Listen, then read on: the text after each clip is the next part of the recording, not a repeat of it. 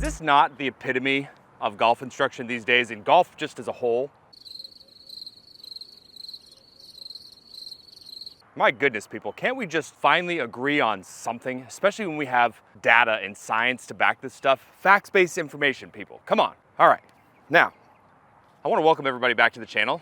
It is a very big week for a lot of us because we had a big week last week where we talked about the release. We talked about how to get the club to go really fast from one side of the ball to the other, and a lot of you had sort of that epiphany or that light bulb moment. Today what we're gonna do is we're gonna help you add a whole lot of power back to that movement by learning how to use the lower body, learning how to make that really good, solid, powerful transition move in your golf swing come to life, where a lot of you really screw up the party here and you start overusing the smaller muscles way too early.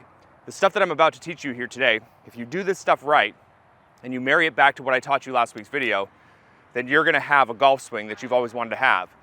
But the key here is that you learn how to go through this step-by-step process and understand that you're not gonna own this movement after one day. You have to learn how to practice it properly, and you have to set your expectations in line and try to get 1% better every single time you practice. So strap on your seatbelts, let's get to work. We're gonna be trying to create a lot of awareness of how the pressure is moving through our feet. Our feet are the connection point to the ground, but we're also gonna have heightened awareness of what our trail knee and our trail hip are gonna be doing during the loading and the unloading phase of the golf swing.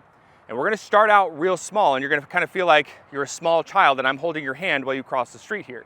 And what this video is designed to help you do is be able to come back and revisit any of these steps so that you can make sure that you have the heightened awareness. You got it? Okay, good. Now, in step number one, what we're gonna do is we're gonna isolate and get our body warmed up for about 10 to 15 reps max. And when I say isolate, we're gonna take the golf club out of the mix and we're just gonna set it off to the side. But we're gonna go ahead and take our normal setup and we're gonna put our ball position to where it would be off of the logo on our chest here. That's a good stock ball position.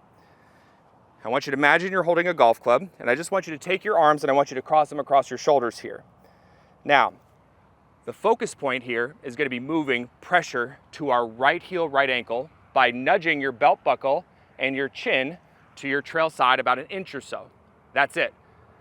And when you do this, what I want you to do now is I want you to take your body and I want you to turn your rib cage as much as you possibly can. And as you're loading up, I want you to do your very best to keep the weight back underneath that trail heel, trail ankle with your trail knees staying flexed and facing forward. Now I'm not gonna cross my arms fully over my shoulders here because I have a microphone on, but what you'll start to feel here is when you make that initial pressure shift and you turn and coil up, is that pressure that you moved originally to about 70% is gonna go upwards to about 80 to 90%. You're gonna feel like your trail foot is kind of getting screwed into the ground. You're gonna feel a lot of muscle contraction through your midsection. You're gonna feel some stretch through your back. You're gonna feel some stretch up through your right leg. That's the muscle fiber recruitment that we want to have engagement in, and so that we can start to use that to be able to do what? Well, to be able to fire off of and move off of. Okay, so we're gonna do 10 to 15 reps only that are very focused with our arms across our shoulders. Okay, good setup position. Nudge your belt buckle and your chin slightly to the trail side, and then keep your head really quiet after you do that, and then just turn your rib cage as much as you can. 1. Feel like that right leg stays flexed and facing forward, okay? A lot of you are gonna have desire to start to straighten that up. And what that's gonna do is it's gonna allow your trail hip to over-rotate. Another key point here for a lot of you that may have too much restriction in your hips is don't allow your lead leg to have too much activation in it. Feel like it's very light to the ground. That'll allow the right side to rotate a whole lot easier.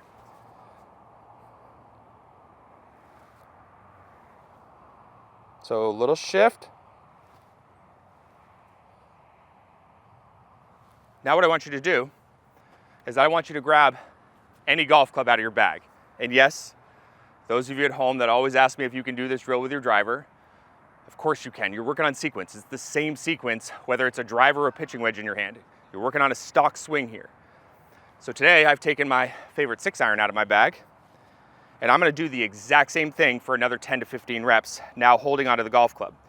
And what I'm gonna do here is I'm just gonna feel like I'm making a real backswing. I'm just gonna feel like my hands are lifting up above my trail shoulder, and I'm gonna make sure that I nudge my weight first, turn my body, and I'm gonna stop. This is just the warm-up of step number 1 to get us ready for step number 2, where things are going to start getting a little bit more complicated. So make sure you do this right. Okay, so little small shift, big turn, stop.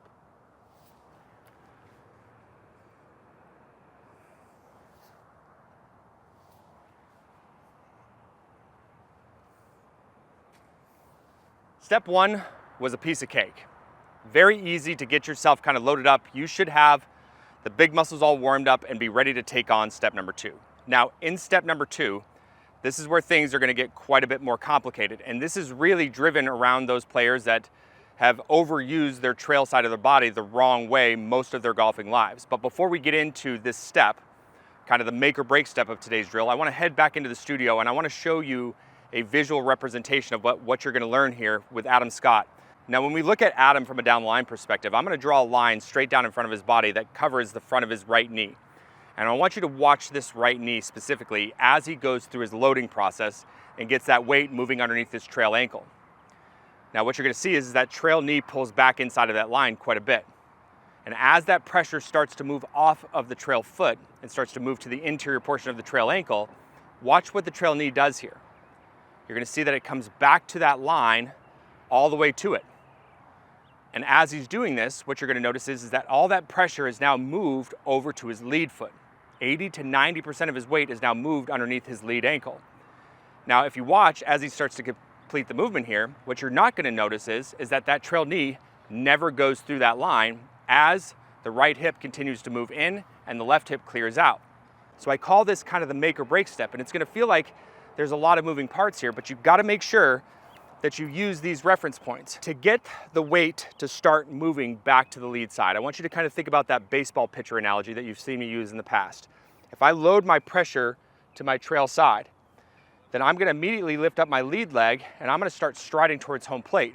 And what's really happening is that weight that's parked underneath my trail foot, underneath that trail heel, trail ankle area, is that the pressure is going to start to rotate to the inside portion of the foot, which is allowing my entire body to move to my lead side.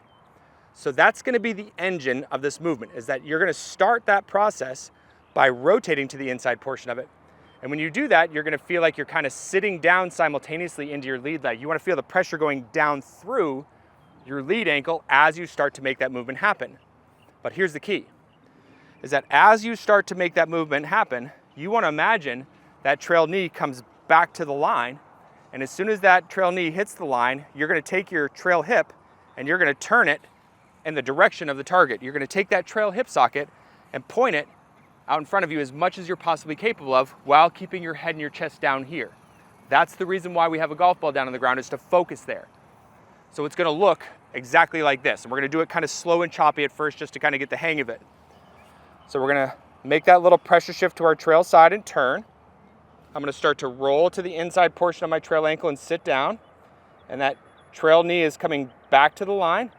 And as soon as I can kind of see and feel it like it touches that line, I'm taking that trail hip and I'm turning it towards the target as much as I can, keep my head and my chest down here at the golf ball. Because I use this trail side, it forced the lead side to be reactive.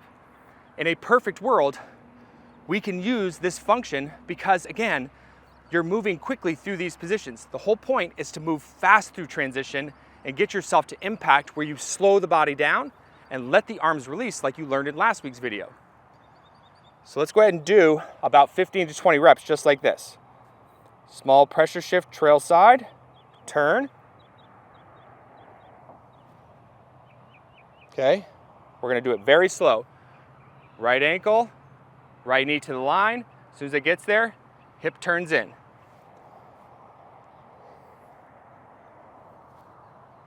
So it should start to get really smooth.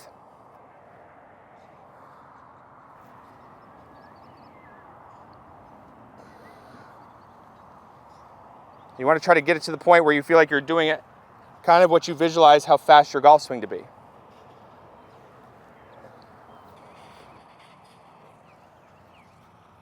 What you notice is my trail foot is moved into a position where I'm up on my big toe here, but my trail knee has not come through the line. I'm not coming up and out of posture.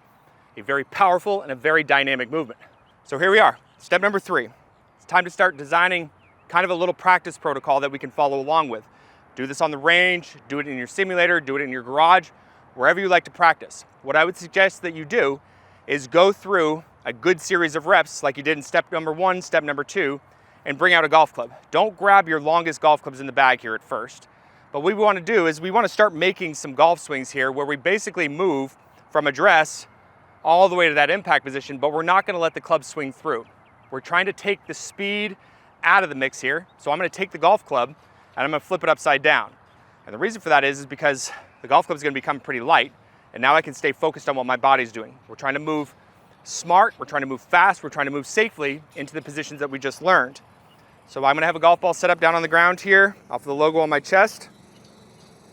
Okay, I'm going to do it maybe a couple slow choppy reps just so you can see it.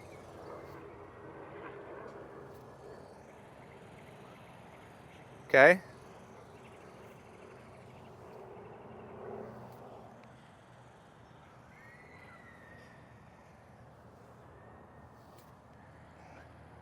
I'm actually a lead side dominant person.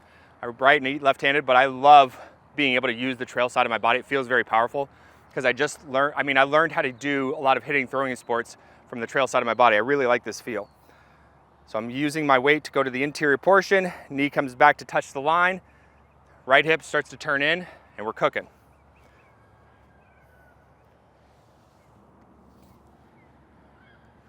So I feel pretty connected to it right now. So I'm gonna start trying to do some swings now where I'm gonna do it kind of like 80% of my normal speed. That may be a little bit too high, but I'm gonna see if I can keep the integrity of the movements in place, then I'll start trying to hit some shots.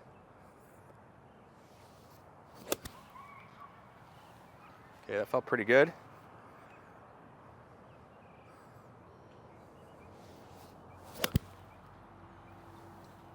Okay, that did 2.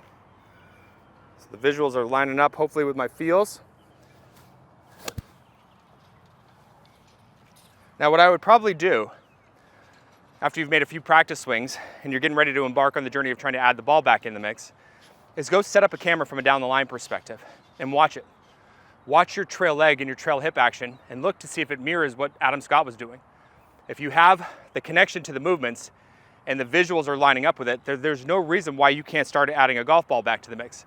And what I like to do is kind of work off of like a 2-to-1 or a 3-to-1 ratio. Make 2 or 3 good practice swings where you know you're connected to it, and then hit a shot. And then repeat that process over and over again. And then periodically, what I want you to do is I want you to stop and go back through the entire protocol just to continue to heighten your awareness. This is the piece of the puzzle that so many of you are missing. You get to that final piece of building a really good golf swing and you can't find it because you go out there and you put your expectations in, hey, I own this movement. Take your time and practice like a pro and you will start hitting the golf ball better day in and day out.